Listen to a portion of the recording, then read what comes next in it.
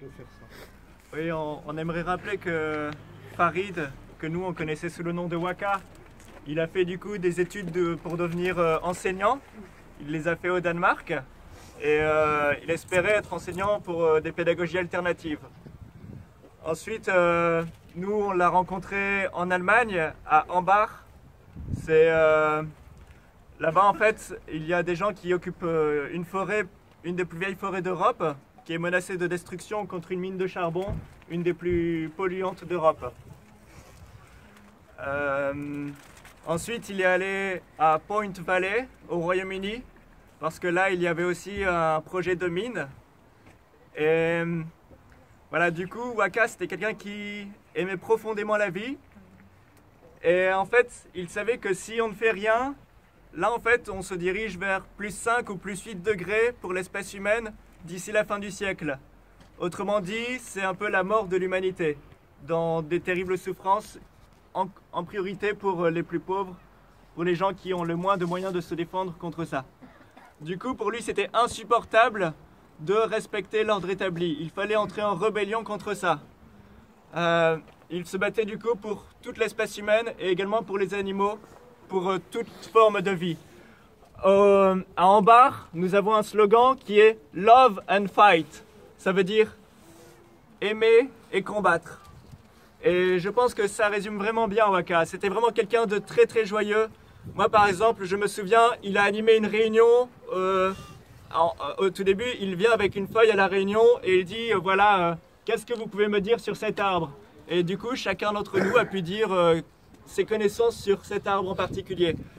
Et c'était voilà, c'était un peu sa manière pour lui de veiller à ce que tout le monde se sente inclus dans le groupe.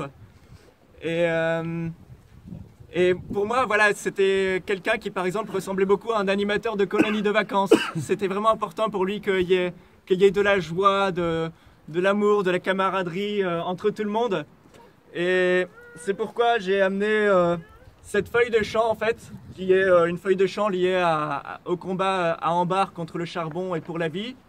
Parce qu'en fait, voilà, c'est à la fois militant, mais c'est également très drôle. Et puis également, du coup, c'est des textes qui sont à la fois en anglais, en allemand, en tchèque. Et voilà, ça symbolise bien son internationalisme. Pour lui, il n'y avait pas de frontières dans le monde, en fait. Il n'y avait que des humains, et tous les humains, et toute la vie, de manière générale, que ce soit les animaux, mais également les plantes, méritaient d'être défendues. Voilà, c'est notre hommage que nous souhaitions lui rendre.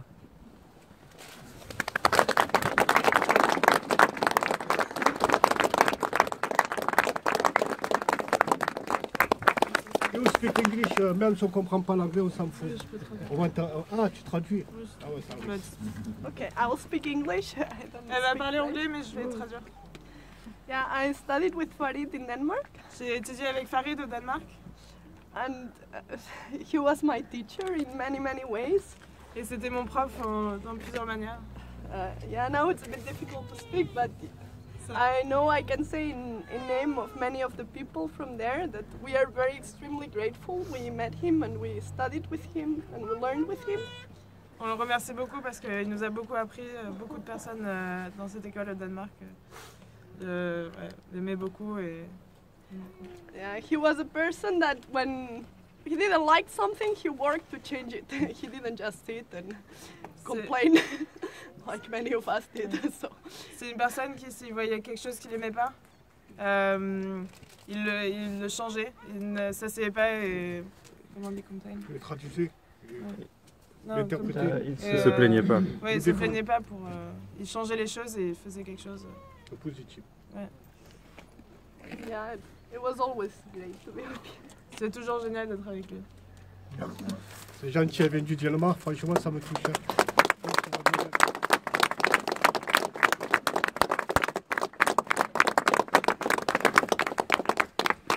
Et par exemple, du coup, la cérémonie que nous avons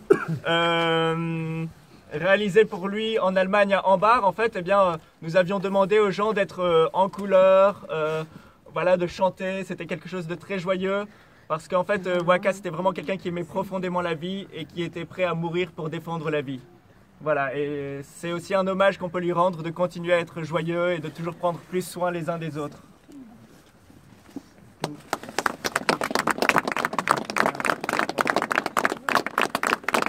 moi je suis honoré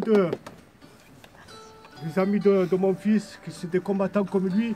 Franchement, ça me touche parce que c'est des jeunes. Et voilà, ils peuvent perdre leur vie, que c'est pas leur rôle, ils sont là pour vivre. Merci quand même. Franchement, c'est pour moi, c'est plus touché à toi que ma famille. Moi, je pense que... Vous partagez. Même l'amitié, quand vous dites, nous en France, on dit amis, c'est qu'un mot, que vous, vraiment, c'est partagé. Il n'y a pas d'argent, il n'y a pas de matériel. Tu serais prêt de mourir pour lui et vice-versa, tu vois. Et ça, ce sentiment, moi, je ne le connaîtrai jamais. Parce qu'à Marseille ou en France, on est superficiel. Quand on dit mot ami, c'est... Tu vois, ça n'a pas de sens. Que par vous, tu le vis. Ce que tu vis en Syrie, tu vois, c'est important. Même Ricardo qui était un peu énervé parce qu'il